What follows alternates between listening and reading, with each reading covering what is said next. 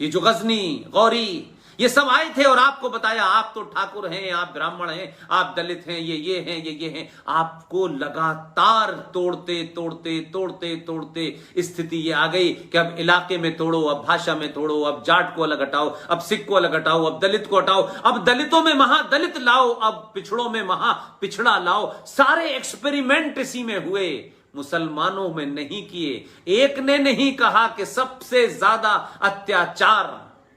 Profit Mohammad के दामाद, उनकी बेटी और उनके नवासों के साथ जिन जिहादी वहाबियों ने किया है, इनको भी तो अलग से हम देखें। क्यों नहीं हम इनकी हालत बेहतर करें? क्यों नहीं हम इनकी राष्ट्रभक्ति को ज्यादा ताकत दें? लेकिन सत्ता पे वही ताकतें थी, इसलिए 3.5% शिया जिनका भारत की आर्मी में, जिनकी भारत की शिक्षा में एक कंट्रीब्यूशन है, उसको नकार दिया गया। और कमाल देखिए कि गिलगित बल्तिस्तान को लेने की बात हो रही है, गिलगित बल्तिस्तान को आजाद कराने की बात हो रही है, लेकिन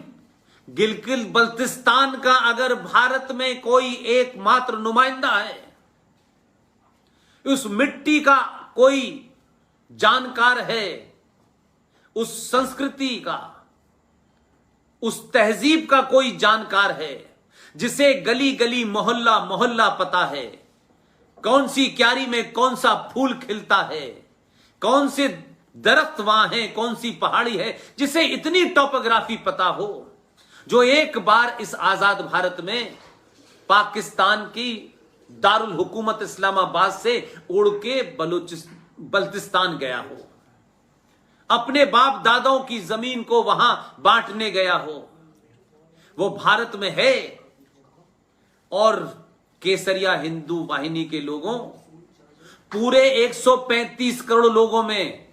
सिर्फ एक ही वाहिद आदमी है जो गिलगित बल्तिस्तान की चलते फिरते नुमाइंदगी करता है। अगर गिलगित बल्तिस्तान की जब भी लड़ाई लड़ी जाएगी, तो मैं जितना उस शख्स को जानता हूं, बार बार देश की सत्ताओं को बताता हूं, आपके पास लोग हैं, बाहर से नहीं लाने हैं।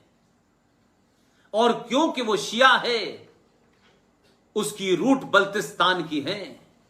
और आपको इतने सुलभ तरीके से मिल गया है, तो कुछ उसकी कीमत नहीं समझ रहे हैं। मैं उसकी कीमत जानता हूं,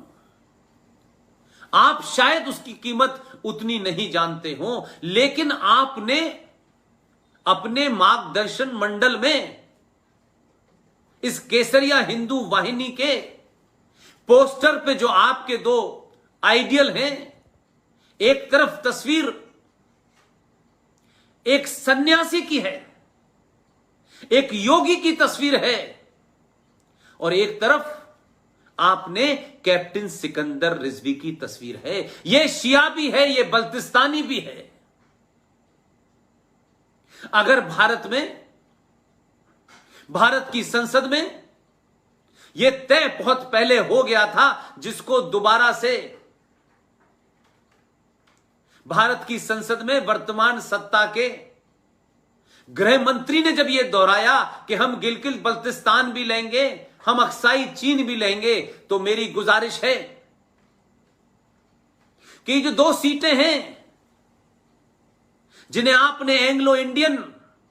जो अंग्रेज यहां से चले गए थे और उनकी जो यहां जायज और नाजायज वंशज छोड़ के गए थे, जिनकी गिनती भारत के कानून मंत्री ने संसद में बताया कि वो मात्र 262 हैं गिनती के, लेकिन बल्तिस्तानी इस देश में हजारों की तादाद में है। मैं बार बार सरकार से कहता हूं कि सरकार अपने तंत्र को जैसे चलाना चाहती है चलाए, लेकिन मैं इस भारत राष्ट्र का एक नागरिक होने के नाते अपनी जिम्मेदारी समझता हूं कि हो सकता है कि सरकारों की निगाह वहां तक न पहुंच पाती हो। मैं अपनी बात कह के कुछ चीजों को सार्वजनिक करता हूं, यह सरकार का काम है कि वो उसको ढूंढे, कैसे उसका सदुपयोग हो। अगर आपको गिलगित बल्तिस्तान लेना ही है,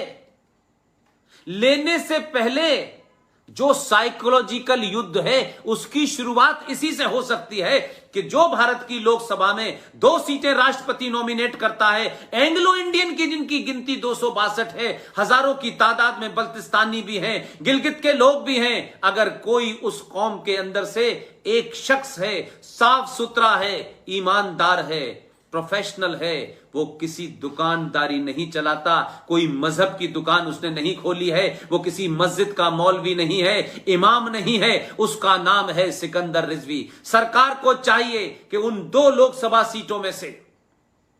समाप्त करे ये एंग्लो इंडियन का कहानी। ये एंग्लो इंडियन किसका रिप्रेजेंटेटिव है? ये उस इंग्लैंड की पार्लियामेंट का। सरकार ने ये बात आज से कोई 7-8 महीने पहले मैंने नासिक में कही थी, और उस वक्त मैंने कहा था कि सरकार को ये एंग्लो इंडियन के नाम पे चलने वाला फ्रॉड समाप्त करना चाहिए, और ये जो 2 सीटें हैं इन्हें समाप्त कर देनी चाहिए। लेकिन मेरी राय थी, सरकार माने या न माने, लेकिन एक राष्ट्र के सिटीजन के नाम पे, नागरिक के नाम पे सरकार के सामने मुझे अपनी बात रखनी चाहिए। मेरी बात सरकार रिजेक्ट कर दे, मुझे कोई दुख नहीं है, लेकिन मुझे दुख जब होगा कि जब मैं ये बात नहीं कहूंगा। उन 2 सीटों का बंटवारा करे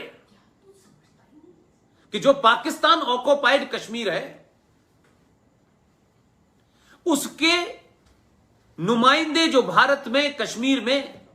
पिछले 70 साल से जो जिहादी सरकार थी, जिन्होंने वहां का नागरिक उन्हें नहीं बनने दिया था, जो मीरपुर से आए थे, जो मुजफ्फराबाद से आए थे, वो 7 लाख कश्मीरी जम्मू में रह रहे हैं, टेंटों में रह रहे थे। उनके एक आदमी को आप लोकसभा में नॉमिनेट कीजिए, कहिए कि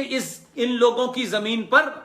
पाकिस्तानी फौज ने नाजायज कब्जा कर लिया है, भारत इसको आजाद कराएगा, लेकिन वहां की नुमाइंदगी जारी रहनी चाहिए। इसलिए जो 2 सीटें थी जिन्हें आपने एंग्लो इंडियन के कोटे से समाप्त कर दिया है, अब वहां एक पीओके की सीट होनी चाहिए, एक गिलगित बल्तिस्तानी को सीट जानी चाहिए, और लोकसभा की उस नॉमिनेटेड सीट के ऊपर क्या सिकंदर रिजवी से ज्यादा कोई फिट आदमी हो सकता है, योग्य आदमी हो सकता है? लड़ाई यहां से शुरू करिए कि भारत की पार्लियामेंट के अंदर अगर पीओके का एक नुमाइंदा नॉमिनेट हुआ है, एक गिलगित बल्तिस्तान का नुमाइंदा हुआ है, तो आपने अंतरराष्ट्रीय स्तर पर अपना यह क्लेम और मजबूत कर दिया कि सच में वो हमारा हिस्सा है, हम लेंगे। हो सकता है दुश्मन ने हमसे वो छीन लिया हो, धोखे से छीन लिया हो, वो कब आएगा ठीक है। इस देश में तो तिब्बत की सरकार एग्जाइल में चल रही है, उनका प्रधानमंत्री राष्ट्रपति है। हम तिब्बत को कब आजाद कराएंगे? नहीं कराएंगे, क्योंकि उस पर हमारा कब्जा नहीं है, लेकिन जो हमारा हिस्सा था उस पर नाजायज कब्जा किसी ने कर लिया है, वहां के बाशिंदे यहां रह रहे हैं।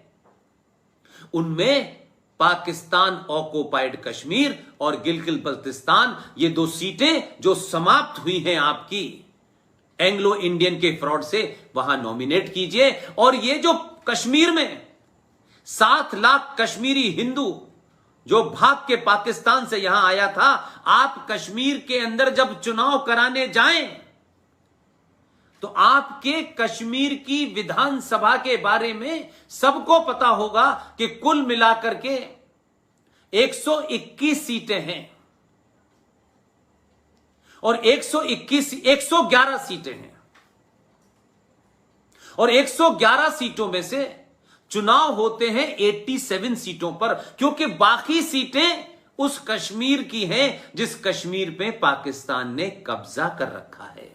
उसे आप आज छुड़ाएंगे, कल छुड़ाएंगे, मुझे पूरी उम्मीद है कि 2023 से पहले आप छुड़ा लेंगे। लेकिन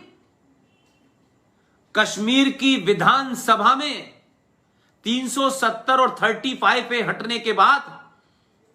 जो 5500 परिवार 1950 से 52 तक कश्मीर से आए थे वो सब हिंदू थे, डोगरा थे, सिख थे। आज उन्हीं लोगों को, उसी कम्युनिटी में से जो बची हुई 24 सीटें हैं वो आज जम्मू कश्मीर में जोड़ दी जाएं और ये लोग उस जम्मू कश्मीर जो पाकिस्तान के पास इलाका है उसकी नुमाइंदगी करेंगे, क्योंकि अब ये वहां के नागरिक हो चुके हैं, अब भारत के नागरिक हो चुके हैं, अब दोहरी नागरिकता समाप्त हो गई है, अब 2 झंडे खत्म हो गए हैं, 2 विधान खत्म हो गए हैं, 2 निशान खत्म हो गए हैं। तो अब जम्मू कश्मीर की विधानसभा में 24 सीटों जो बची हुई हैं, जिन्हें आपने रिजर्व करके रखा है, उस पे कश्मीर से आए हुए उन विस्थापित कश्मीरियों के बीच में बांट दिया जाए।